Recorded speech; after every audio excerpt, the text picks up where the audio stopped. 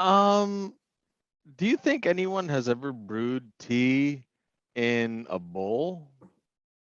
What do you mean? Elaborate. Man, these thoughts are hot. Didn't your dad smell something a couple days ago? Man, he was imagining things. But on to no, sorry. I need to tell the story because just talking about brewing tea in a pot just lends itself to pot. I remember when I was in elementary school, my friend's sister was a big time stoner, and she had convinced her mother that she had marijuana scented incense. Is that not the greatest? That is a win. Judo move. Yeah. Oh no, mom, I don't smoke pot. I just I really enjoy the smell of it. Oh yeah. Even in elementary school, I thought that was like the greatest flip on a parent you could do. Yeah, I was way too innocent for pot in elementary school. What do you know about in Iowa? You do know that Iowa's like per capita the most meth out of any state. Yeah. Now it goes back and forth between Louisiana and Nebraska, but we're always fighting for first. But there's nothing. You guys lived in Miami. You had things to do. We didn't. That's true. I was going to say. I didn't smoke. I didn't like it. Just doesn't agree with me. But you just knew about it. You know what was going on, and there was nothing else. I was going to say back to Iowa, like we were talking about Tom Arnold a little while ago. I mean, how his sister's like the queen of meth. Yes, yeah, exactly. The Iowan thing. So yeah, there you go. Hey Rex, I'm glad you still have all your teeth. Yeah, as of today. Yeah. Not even once. As I pull them out. Oh, and you can see it too. They get the brown and gray teeth. Like he was like, "Oh yeah, you smoked meth, didn't you?" Because there's something about it that just kills your teeth. Yeah. Well, not just that, but then they get the scratches, right? So they got like a bunch of sores on the face. Not even once, no. But going back to growing up in Miami, we did have things to do, which actually put like a damper on my. That's cocaine. That was definitely what's his name, David Suarez. No, well, him for sure. So this kid in high school got caught cheating on standardized tests. He got caught by trying to crawl through the vents to literally like cartoon stuff to sneak into the room to try to get a hold of the copy of the test. And now, mind you, by the specifics, he made it through the vents and managed to cheat, but got caught on his way out. Yeah. Oh, gosh, I love it. It was a perfect plan until I needed a way to get out. Yeah. True cartoon level stuff at our school in Miami. When you find out about this, like, you have to be upset, but you're also like, well, for ingenuity's sake, like I have to, give you a little bit of a tip of the cap to you. No, this guy was a jackass. No, just straight up jackass. Nothing. Is this where you sit him down and be like, you understand that the time that you would have put in planning this scheme, you could have just studied for the test and passed it? Yeah, and the thing is, he's a smart kid. He's probably one of the top 15 or 20 smartest kids in our grade level. Just a complete, and he was a wrestler too, so smart and athletic, like a golden combination, but just a total douche lord. So I was actually on the swimming and water polo team with this guy. And straight up, the coach, he would show up once a week or once every other week for practice. And one day he shows up and the coach is like, nah, bro, just go home. Just go home. And so he came out of the locker room, said what's up to the coach, and went back in. I love it. That's great. That is great. But no, I was talking about our guitarist, David. I don't even remember his last name anymore. Or the name of his band. I don't know. He was local band, metalhead. He really liked mindless self-indulgence back in the day. Wait, you mean here in Florida or down in Miami? At school. At school. Oh, okay. Nah, man, I don't remember his name. But you know what I'm talking about. Yeah, he ran his hair short. Yeah. Okay. Anyway, okay. The dude who wasn't the Z. Exactly. All right, cool. Yes. Yeah, he's all right. All right, moving on. We wanted to do a segment today talking about high watermark. For those of you who haven't heard of high watermark from us before, it's where we kind of look at a public figure, could be an actor, musician, politician, I guess, if we were so inclined, whatever. Yeah, sure. Yeah. And we try to find like the pinnacle of their success, not necessarily their professional success or their career success, but maybe their personal success or whatever. We try to find the highlight of their success as it might pertain to them.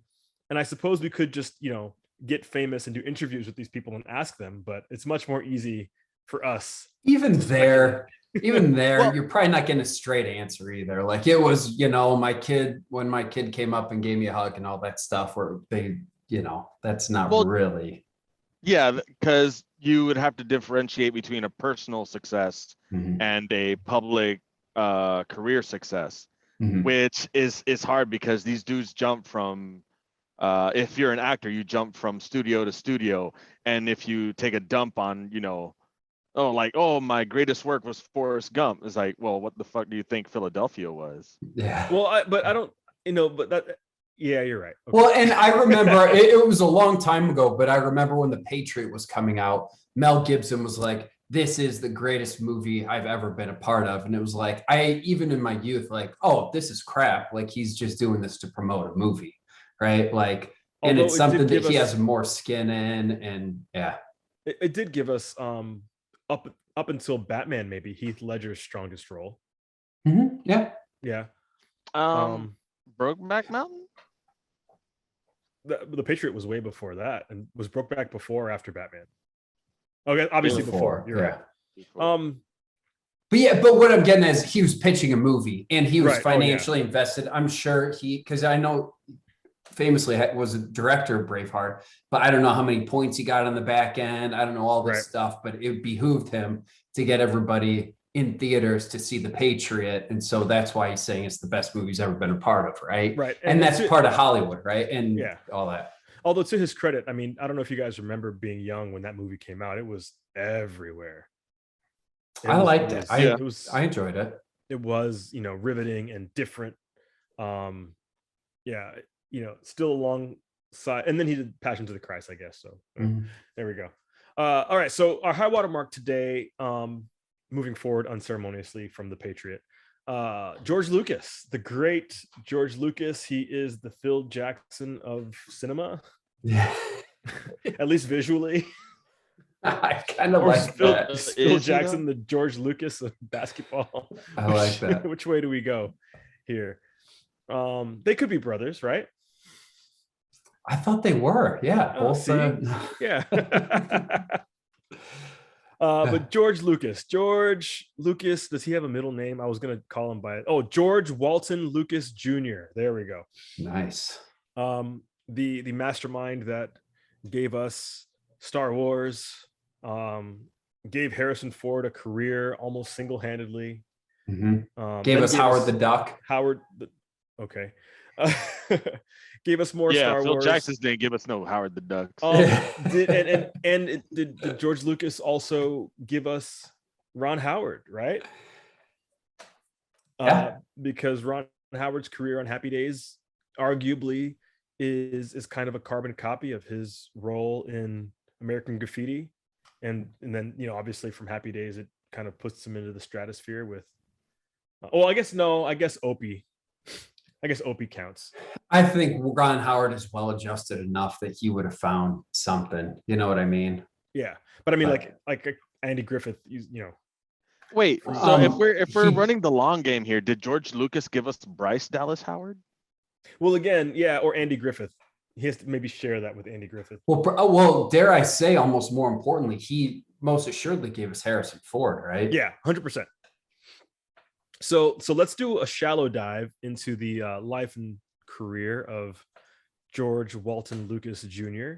And then we'll kind of give our takes on high watermark. All right, so maverick filmmaker, obviously in the beginning. When did THX come out? Like 71? That sounds right. His student project or the actual film? The film. Yeah, he 71. graduated 71. from USC in 66, 67, something like that. And he co-founded American Zoetrope with Francis Ford Coppola. So there's already, like, right out of college, these two guys who would become two of the most influential filmmakers in the history of Hollywood, if not the greatest, because, you know, that's a debatable thing, but definitely two of the most influential filmmakers in the history of Hollywood. They come out with American Zoetrope, THX 1138, 1138. What's the actual way to say that? I say 1138, but I don't know if that's the way they say it. Well, Yeah. Americans would always say 1138. So Right. take And George that. Lucas is as American as we get. So American Graffiti. and you said his student project, was it a student project first? Yeah. It was a student project first, and then he went back and redid it with Robert Duvall as the lead. Got it. And that's a film that not a lot of people have seen. I haven't seen it yet, so I guess I'll go back and watch it. But my introduction to George Lucas, even though it was way after I was born, way after, was American Graffiti, which gave us Harrison Ford, right? Moving past American Graffiti, this is going into the late 70s, right? 75, 76, and he has his passion project, his great design, right? Star Wars. And Star Wars gets him in trouble with the Directors Guild, right? Because he doesn't want to do opening credits. Yep. And so he leaves the guild. He loses Steven Spielberg as a potential director, and, you know, basically throws pie in everybody's faces when Star Wars becomes the greatest film, for sure, of the 70s. But, you know, maybe until the next Star Wars came out. Yeah. Right. Writing on the does it beat out Jaws? I think so. I would agree. It's as the greatest movie of the 70s. Its impact on the 70s and film culture. I mean, Jaws is phenomenal. Jaws got its, you know, tons of sequels closer together, and Jaws is an amazing movie. Speaking of Jaws, there was a Mandela effect in Jaws. So we got there watching, giant shark pops out of the water, back up. What's the line? We're gonna need a bigger boat. Actually, no. The actual line in the film is, "You're gonna need a bigger boat." I know, Mandela effect. All right, moving on. We're gonna have to. So Taxi Driver came out in 76, Apocalypse Now in 79, Godfather 2 in 72. So we may get a little bit of pushback on greatest movie, but it's up there. It is up there. It's up there. Yeah. Hey, if you want to have a debate about it, leave a comment in the section. Yeah. Don't email us because we won't read it. But leave a comment. So moving forward, he reconciles with Spielberg. He gets Irving Kershner on board for Empire Strikes Back in 1980, Return of the Jedi in 83. Again with Spielberg, they got Indiana Jones, you know, now propelling Harrison Ford into the stratosphere with back-to-back Indiana Jones movies. Raiders in 81, Temple in 84, Last Crusade in 89. Like, we're just gonna keep making Indiana Jones movies. Hey, off to a side tangent. The original trilogy came out with 3 years in between. 77 to 80. 70? And then 80 to 83, yes. Is that a detriment to modern movies now, where we can expect something to get pushed out within the 2 years of a sequel? Tell that to James Cameron. Well, like what somebody I'm trying forgot to say tell is James like Cameron. Well, I mean, there's Bad Boys 2 that took what, 12, 13 years to come out, and then Bad Boys for Life, bro. Like, I think it's just films get stuck in development hell, and then directors have other projects and other commitments, and I think that's one of those things. It's just one of those things, because then we've got like Superman and Superman 2 filmed back to back, and then Lord of the Rings, film all 3 movies at the same time and then just wait to release them. Like it's just one of those things. Well, I mean, for those examples, I would give you The Last Jedi and Rise of Skywalker, which came, 2015, 2017, 2019, and we all know the story there. Well, yeah. And those were slated before they even rolled film on the very first one of those. Yeah. And so that kind of fast tracks it. But when Star Wars came out, like they had no idea what was going on. And that movie was figured out in post as well. Like that movie was saved with a ton of post-production, everything like that. And then you don't know how Empire Strikes Back is going to do, and you keep your fingers crossed. And then, so that might be the 3. And then, I think was Back to the Future 2 and 3, were those the first ones filmed back to back? Did that kind of set that precedence for that? Yes. Superman before Back to the Future. Well, no, they were filmed simultaneously. Yes. Yeah. But Back to the Future held the record until Matrix Reloaded and Matrix Revolutions as having the shortest time between releases. Oh, okay. Right, but that doesn't say anything about the camera time, like active rolling time. That's just between release. Well, yeah, I mean, okay, so Reloaded and Revolutions were filmed simultaneous, but okay, yeah. You know what I'm saying? Yeah. I mean, that's just a choice about release dates. Again, Lord of the Rings could have given us all 3 movies at the same time if they wanted to. But I mean, that's to say that they worked on the story, the plot points, and everything at the same time, whereas the casualties of The Last Jedi and Rise of Skywalker were due to a poor planning or no planning to begin with, a weak choice in directors. Well, I wouldn't say weak choice in directors. I would say 2 directors that are dramatically different in the way they direct films, where a cohesive story doesn't work with both styles. Yeah, but what's his face himself had to admit that when they talking about Rian Johnson? No, Abrams. Abrams. Okay. He had to admit that there was no real plan for the new sequels. Like, well, yeah, obviously it now shows. Yeah, but that's not on them as directors. There's a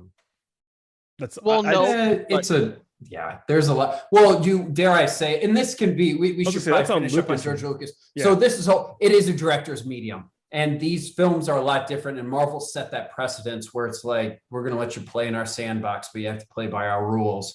And so that's different, but the director can't say, then I need to step away from this project because this is not my vision. This is not my story, and get somebody else to do it. But that's but that's a whole other conversation. Yeah. And I was going to say, just making a Rian Johnson sandwich between J.J. Abrams films is a recipe for ridiculous. It's just that's why the director is so important on films, because it's that vision just kind of ties everything together, from music, visual effects, acting, story, all that stuff. All right. So back to George Lucas. Let's do this really, really quick. So we've got THX through Star Wars, right?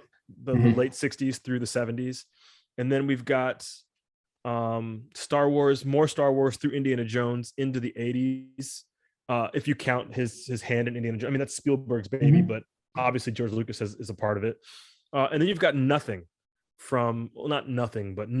director-wise from after Star Wars through 93 until we get the prequels. Technology's finally caught up for his vision. We've got 93 into 2012, more Star Wars and more Indiana Jones. Right? Well, okay, so didn't he own Pixar? ILM. Well, no, I mean, we know he owned ILM, but there was either something sold off. It was either Pixar or DreamWorks. Yes, ILM became Pixar in a way. Like it was a branch there, and again, that's a long talk, but yes, ILM was kind of the genesis of Pixar. and Yeah, I their mean, but Pixar computer is graphics older. and everything. Because I'll say like Pixar even is older than most people think it is. I mean, a lot of people think that Pixar 'cause started with Pixar- Toy Story, but Pixar's been around since Star Trek too. ILM did effects on the Indiana Jones Chronicles, whatever it was. And that kind of was a proof of concept. And then Pixar started making their own shorts and all that stuff. But ILM is kind of the base of Pixar. Or I might be getting my history wrong. So So when Steve Jobs, so we'll deep dive this a little bit. it is Apple and not. Yeah, when Steve Jobs left Apple or got pushed out of Apple, yes, whatever that was in Yes. the mid 80s, he essentially bought Pixar. I don't know if that's from Lucas. I don't think So he anyway, bought. I think he invested. I mean, that gives you a cap. That's a majority capital investment, whatever it was. Yep. But yeah, so Steve Jobs bought, I guess, $5 million or something like that worth of capital into Pixar. And then I don't know if that's the end of George Lucas's involvement in Pixar after that. Because then it got sold to Disney. So I don't think he was involved Story. with Pixar. I think his ILM, that's where he spent his time. But you know what I mean? Like ILM still does visual effects. Like they still do visual effects all over, but ILM was the base for Pixar. I believe I'm 95% sure on that. Yeah. Okay. So we can research. That's another story. Yeah. So let's look at the 80s though. He's not directing.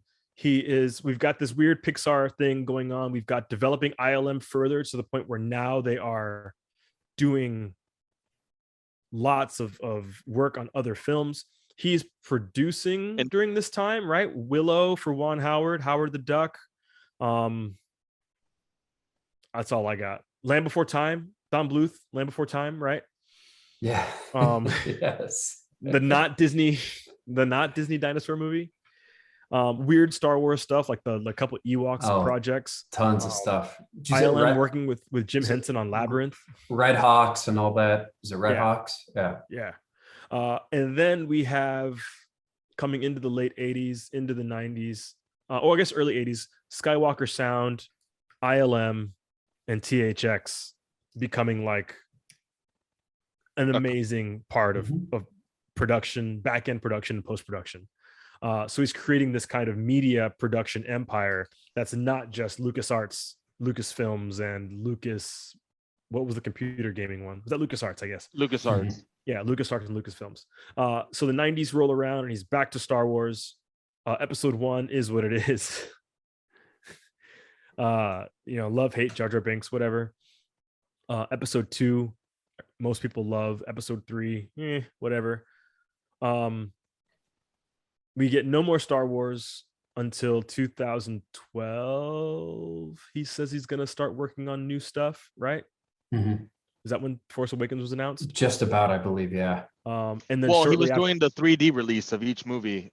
Right, but I think that's like promo hype to like in 97, in 93 to 97, he did re-release the original Star Wars theatricals to prep us for but so I think that was the same thing, like 3D releases to prep us for the sequels. Was it his though? I mean, why not? Anyway, okay. Either way, yeah. 2015, Disney says, "Here's a bunch of money. Give us your baby. We'd like to buy your baby." Mm-hmm. And how many parents go, "Okay"? At least this one. How many parents are offered that amount of money for their babies? That's true. It's a $4 billion baby.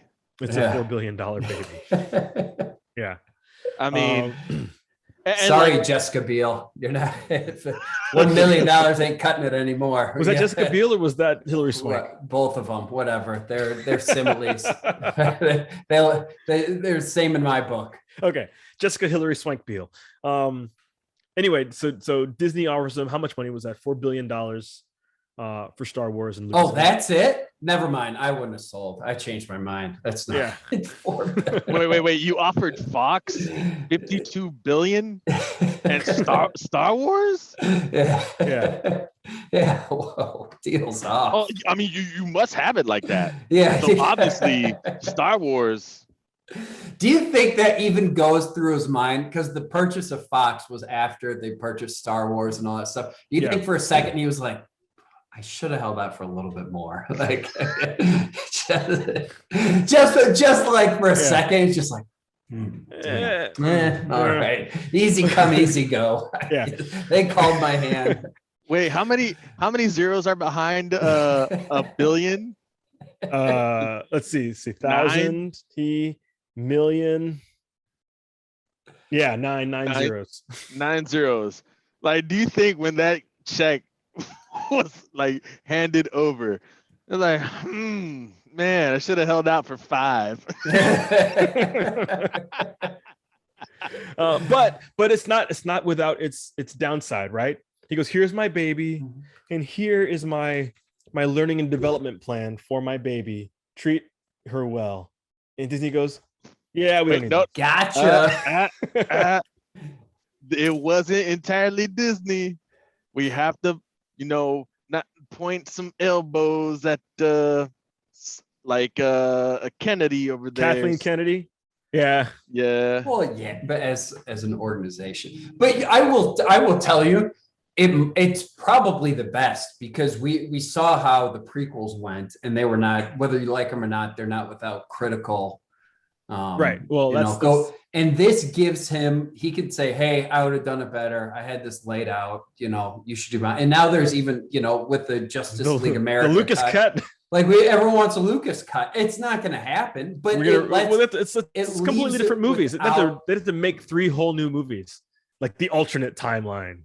And people, whether they do a novelization of it, whatever it is, fan fiction, anything, people want it. There are people that want it. And I think that's what every director, whomever, you want people asking for more because it was revealed through the prequels that George Lucas is not a strong director. Right. Yeah. Right. I think that whether good, bad, he is not a very strong director. And so I think this leaves it that way. Like, okay, we want more George Lucas Star Wars stuff, where we were up to our ears with it and we were over it by the time he was done with the prequels. Right. Well, there is a theory that was posited, and I tend to believe it. The reason why the original trilogy is so great is because George Lucas's ideas were measured by his wife at the time. So as a single man, he went into the prequel trilogy completely unabated, or had his ideas measured by a practical woman. It's like, oh yeah, let me do baseball signs between Anakin and Obi-Wan. Yeah, I don't think it's just that, though. I mean, yes, that's definitely part of it. But the other part of it is, again, at least for Empire Strikes Back, you had a seasoned director in Irvin Kershner as well. So I think that part of it's budget, right? Like, you have to figure some stuff out and you get really creative when budget is very, very limited.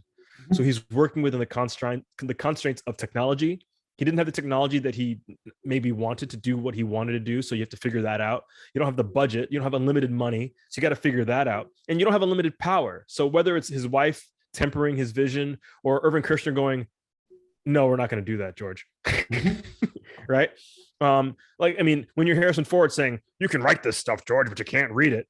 Well, you're just an actor. Shut up. But when your director's going, no, we're not going to do that, George. You can't be like, yes, you are. Right? And who directed the Jedi? What's his name? Richard Marquand. Yeah, that sounds correct. Whatever he brought to Jedi, the direction was already set from Empire. Just kind of gotta follow the line. Yeah.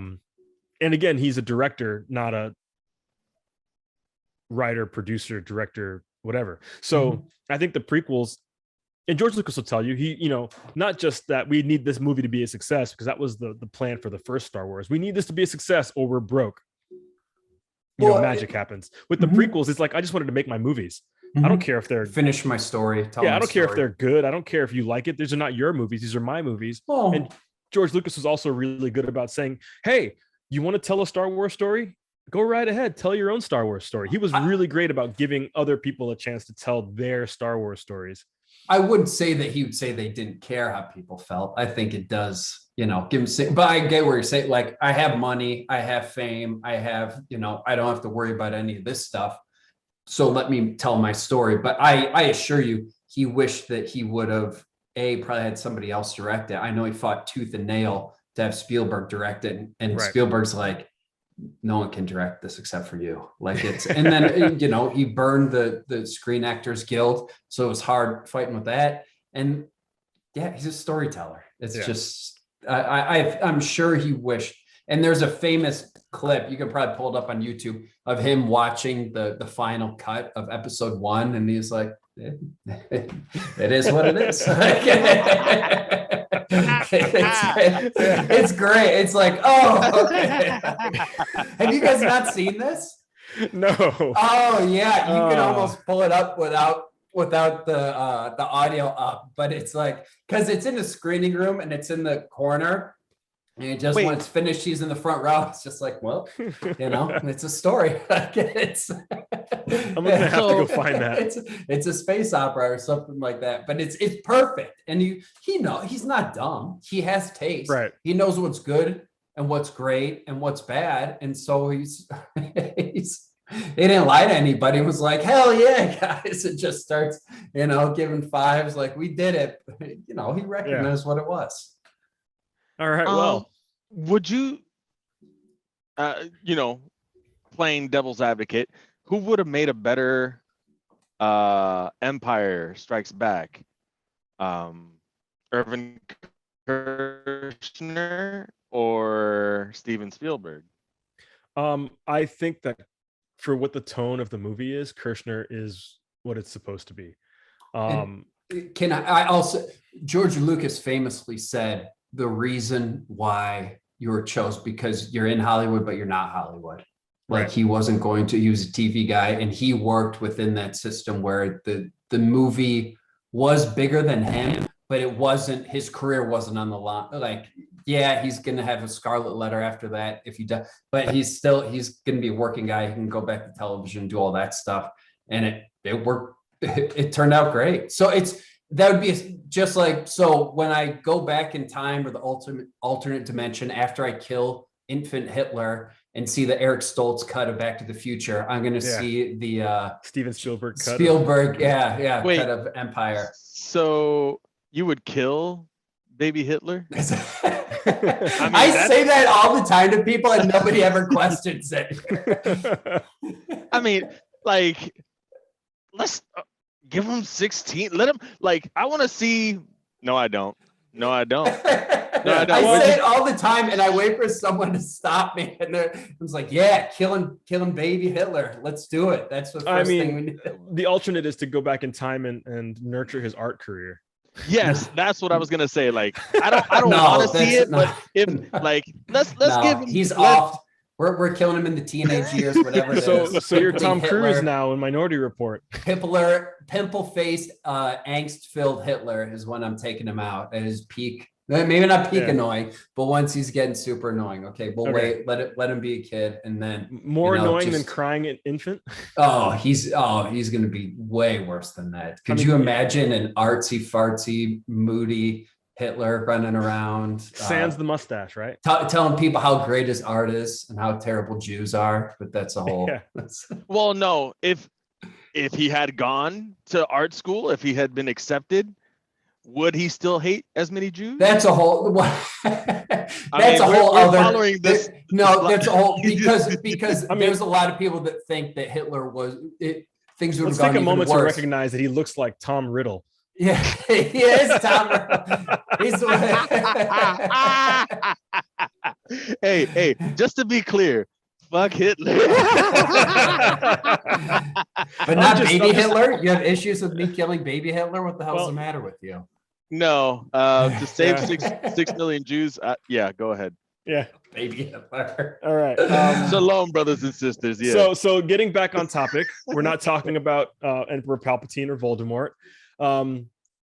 What do you think? Okay, so we've got. I mean, we don't know what George Lucas has been up to for the last 10 years, but I almost want. Sorry, can I share my screen don't- with you guys to show this George Lucas video? Okay, go for it. Yeah. Can we see it? Is that Is it all right? copywritten? Is it copywritten? It's Or- all. There's no music underneath it. It's on just YouTube. audio. It's fine. Oh, okay. Yeah, I'll scrub through it. Hold on. Let me share my screen. If I can figure out. And as long as it's like screen and a screen, you can do it like a reaction video. Okay, here we go.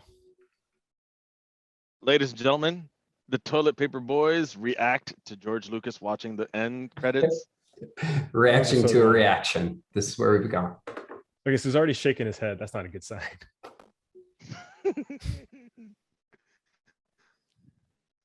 He just blow his brains out.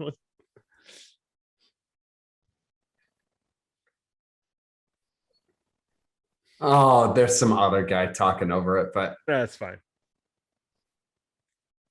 We'll do a bad lip reading after this. but you can sit like so. All right, we'll go back. Yeah. But yeah, so you can kind of you get an idea that he knew it was not the Emperor's New Clothes. He had an idea that episode 1 was not going to be the critical success that maybe he thought once he was going into it. They sold a lot of toys, and I had And they sold Pod Racing 64 game. a ton of. It's a great game. I've been playing that on my emulator. Yeah. All right. So Sebulba was the his worst. disappointment. This is the bad guy we wanted. Yeah. This is his disappointment aside. Let's see. Okay. So what's the high watermark for George Lucas? Rex, what do you think? I would say that it is the night after the premiere of Raiders of the Lost Ark. Really? Okay. Yeah, I think so. So he's Star Wars is set. Empire's one of the greatest movies of all time. He had just adopted his daughter Mary. His wife leaves him the year after Raiders of the Lost Ark comes out, and even though Return of the Jedi had not come out, I think all the pieces were there to know that it was going to be a success. Because I'm sure they had pre-production, everything, had talks, was probably, talking to everybody on set about how great it was. He's the toast of the town. And I think that's where the peak is, because right after that, his wife leaves him. Return of the Jedi comes out, but I don't think it's his vision. I think we've heard about how he wanted Luke to kind of leave as the Ronin now, the lone samurai, the last one of the Jedi. After that, he's in the Star Wars business. Caravan of Courage comes out, Battle for Endor comes out. He's an executive producer on Labyrinth, which I thoroughly enjoy, but is not the critical success that I think these guys like. And then Howard the Duck comes out, and then it's tough. Stinker. Yeah. Yeah, and Willow comes out after that, which I really enjoy too. But yeah, that's where I'm at. Yeah. Okay. At Armed and Hilarious, what do you think?